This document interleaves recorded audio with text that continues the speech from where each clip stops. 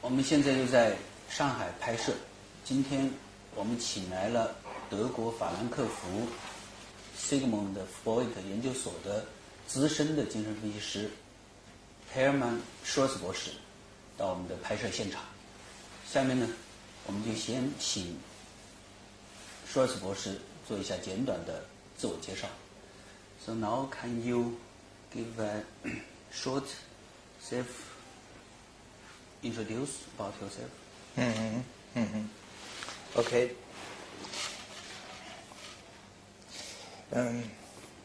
你们好。我很抱歉，我的汉语很差。So I have to speak English. I'm a psychoanalyst from Germany, psychotherapist, psychiatrist was my training. And now I'm working in China since 2005. I'm one of the teachers in Zhongdeban in Shanghai.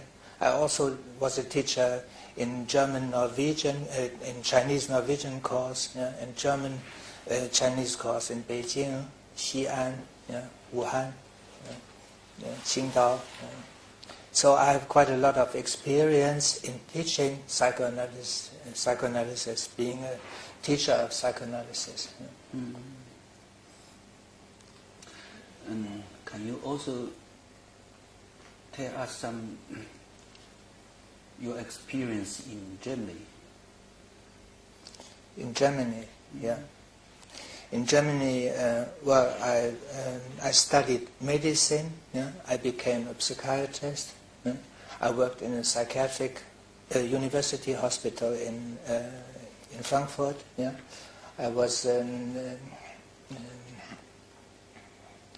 deputy director of the psychosomatic and psychotherapeutic department in Frankfurt University Hospital. Later, I worked for many years in a private practice as a psychoanalyst. And the last 20 years of my professional life, I was the chief doctor in a psychosomatic hospital with some 160 patients. In close collaboration with the medical doctors. So this was a very interesting time for me.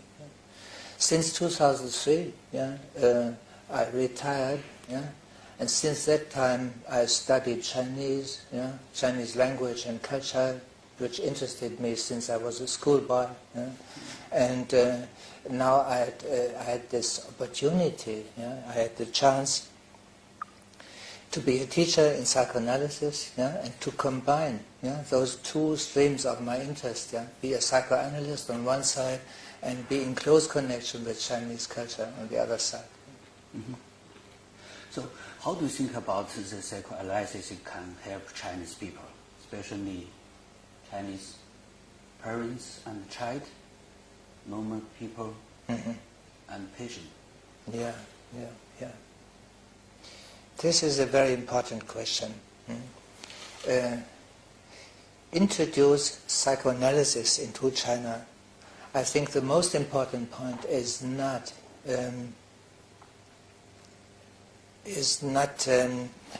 psychoanalysis as a method of treatment.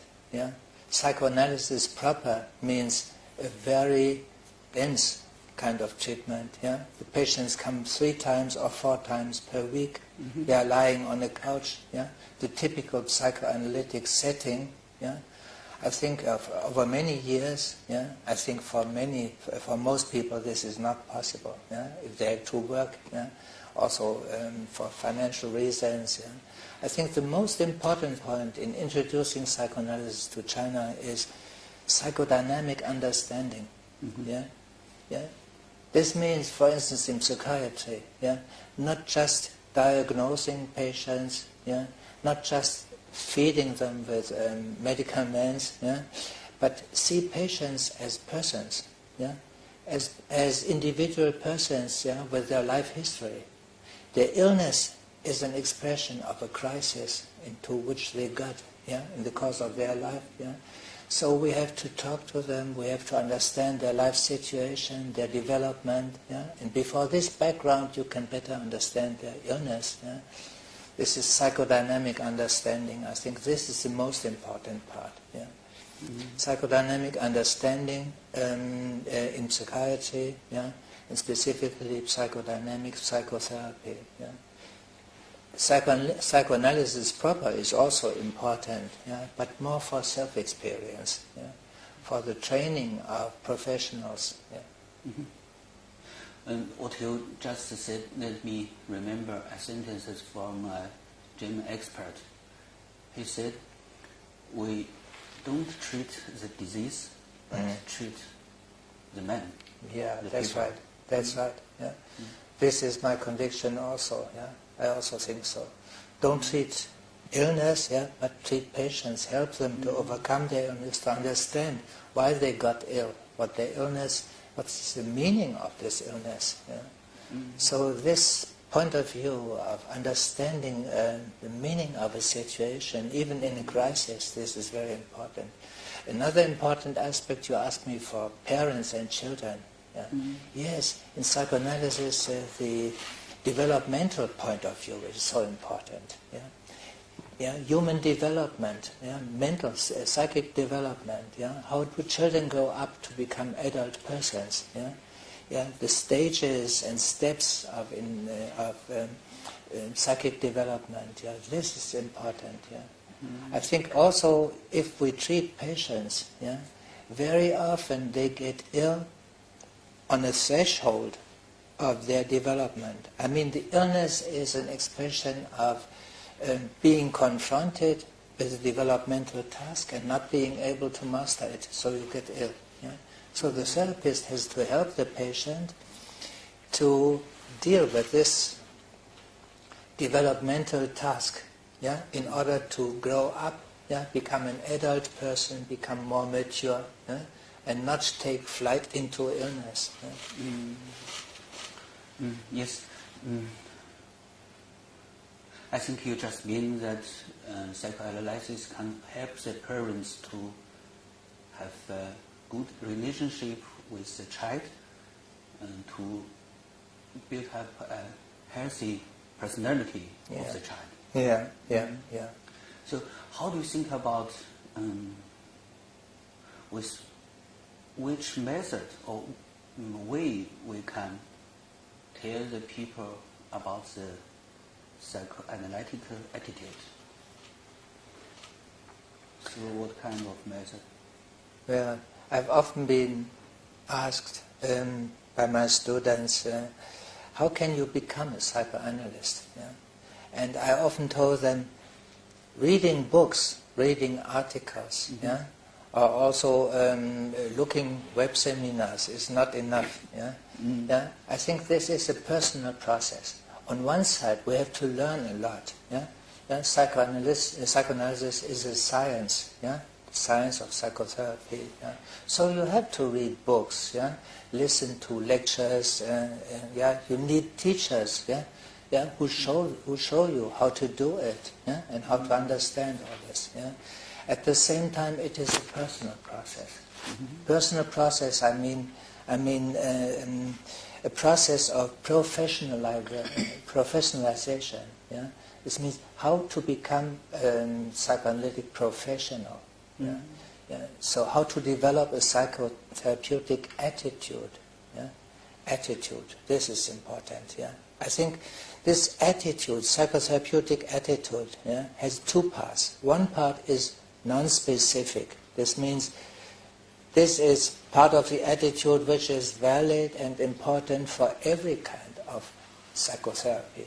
If you are a behavior therapist, CBT, or family therapist, or psychoanalyst, or whatever else, a professional attitude is important. Yeah? What does this mean, attitude? Attitude means a certain way of behaving, certain way of understanding, certain point of view, yeah? which should be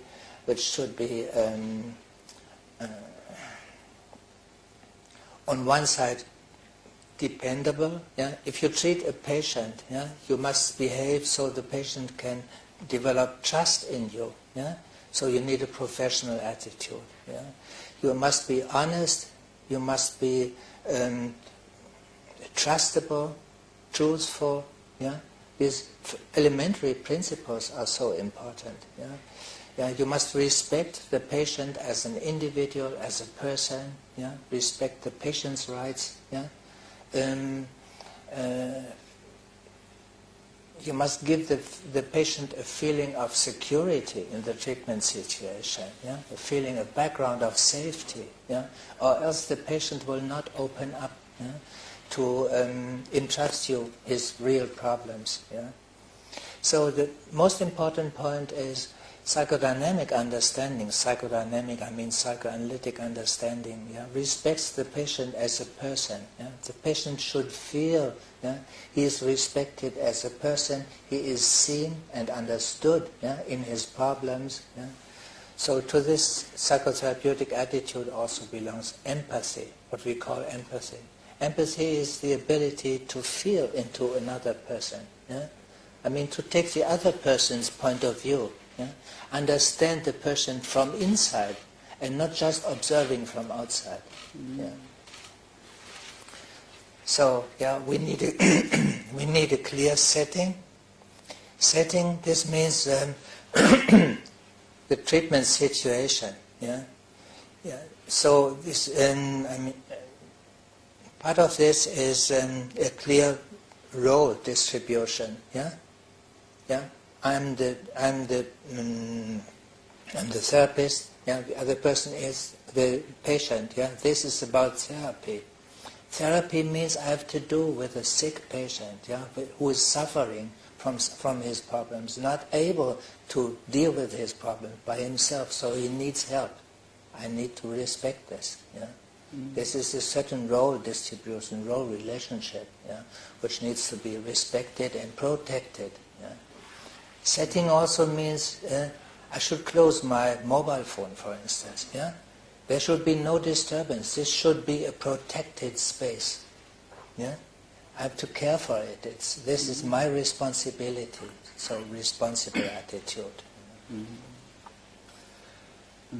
You have lived and worked in China for many years. I think you have already heard or read a lot of material about Chinese education. I want to ask what kind of impression you have about Chinese education.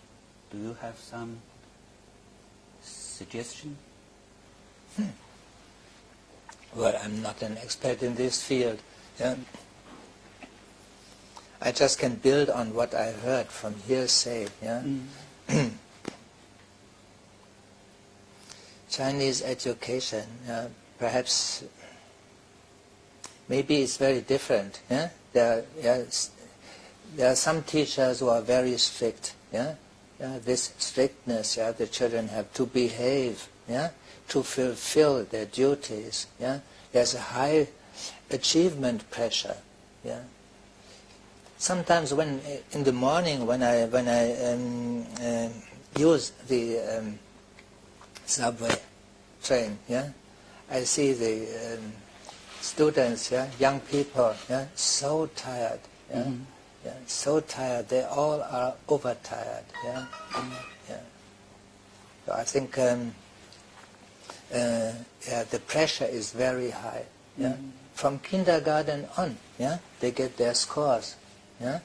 So, yeah, this achievement pressure is very high. Yes. Yeah? I think this is, on one side it's a problem, on the other side I think it's also an advantage, yeah, because the Chinese are really able to learn, yeah. I think in the long run, yeah, they will be better than the children in Western countries, yeah, because self-discipline, to learn discipline, yeah, to learn to adapt to a task, yeah, is important in human development, isn't it? Yeah?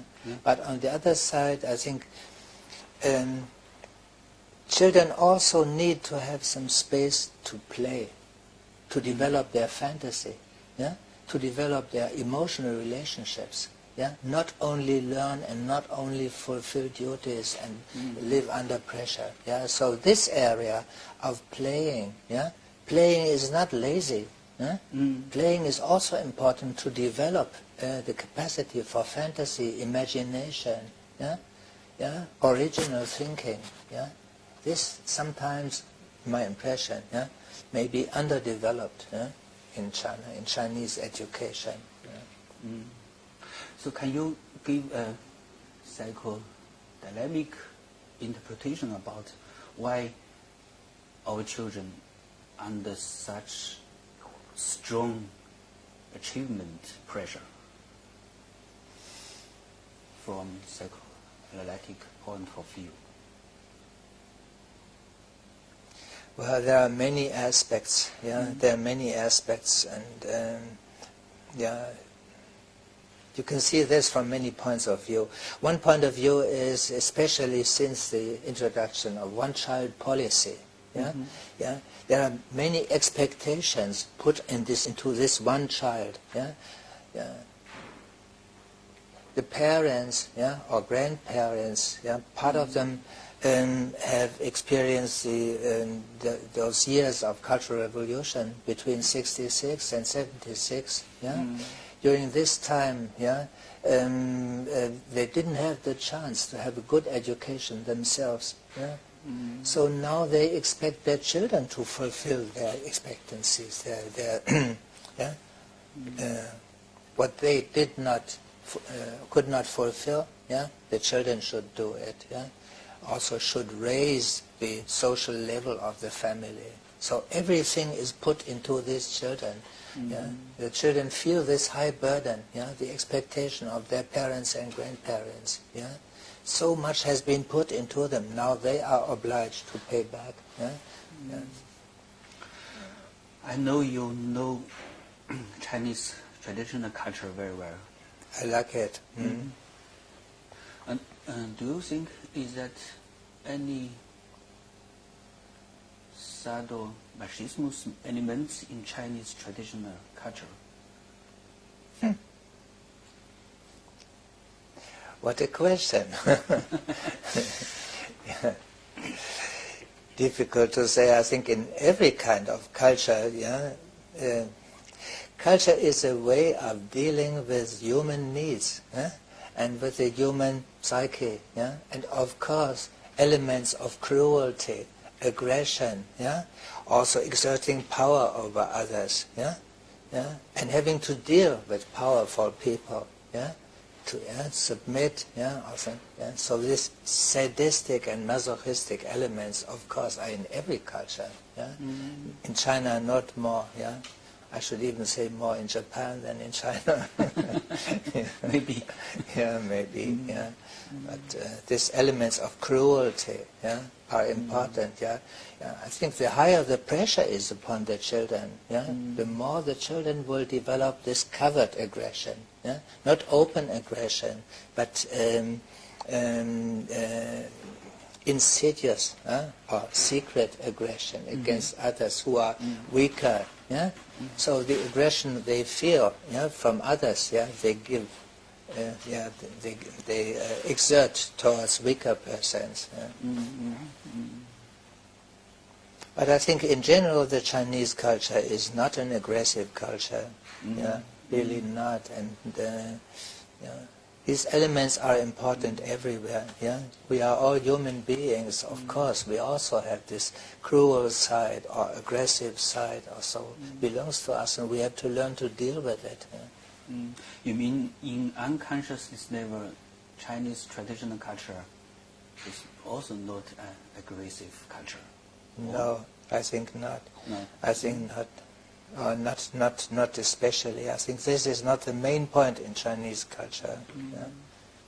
I have the feeling that the distance between Chinese people is really very near than Western people.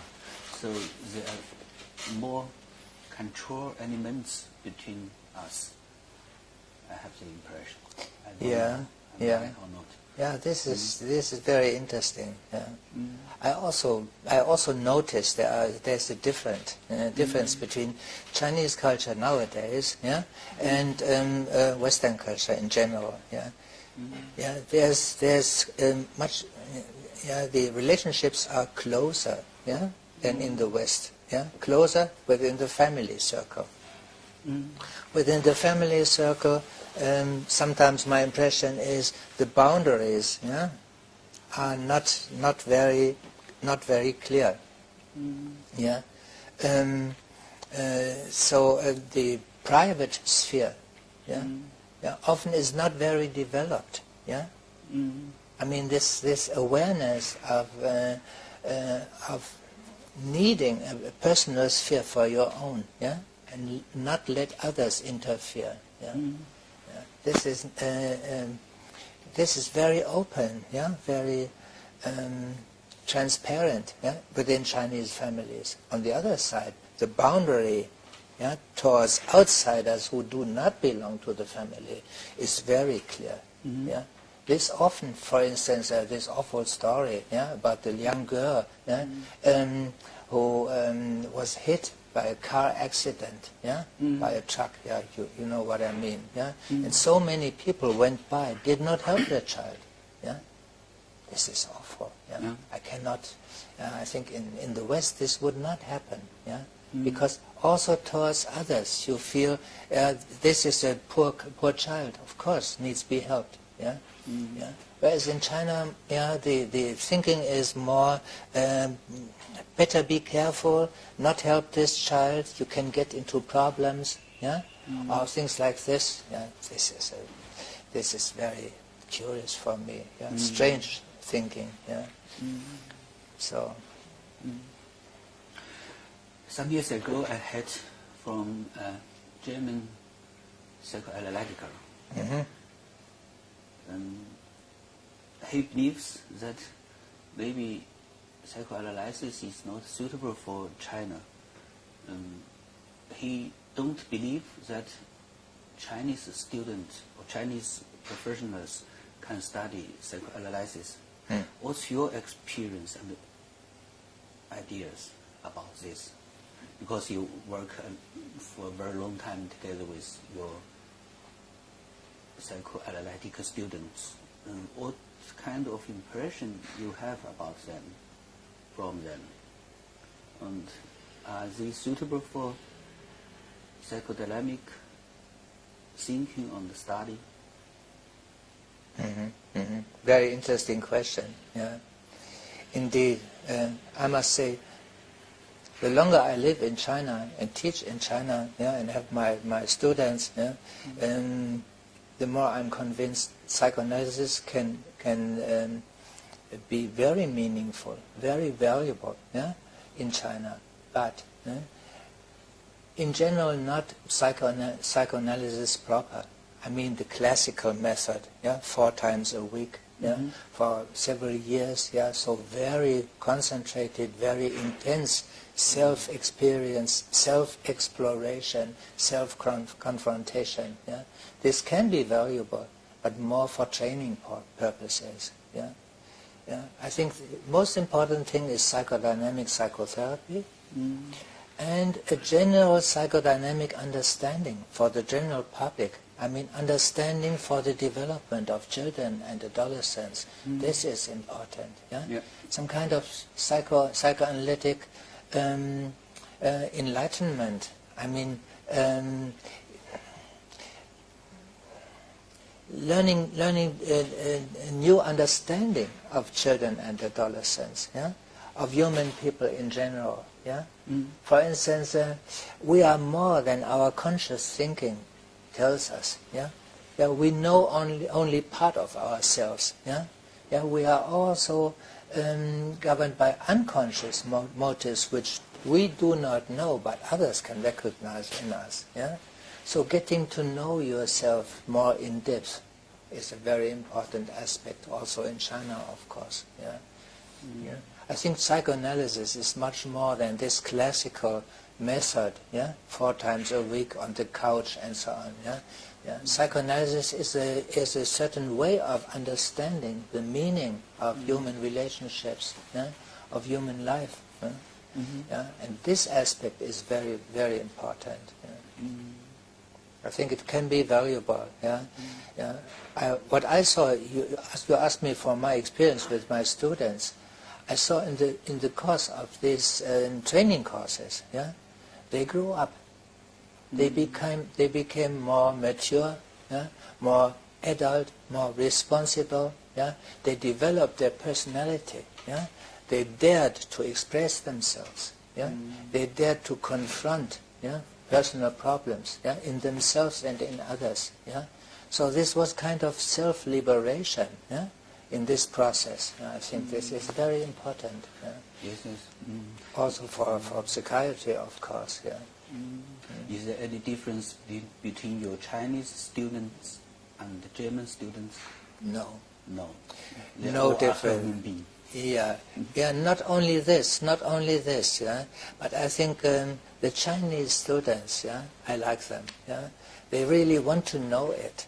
They really want to understand it. Their motivation, their enthusiasm, their commitment is really very good. And they are bright. They have learned to learn.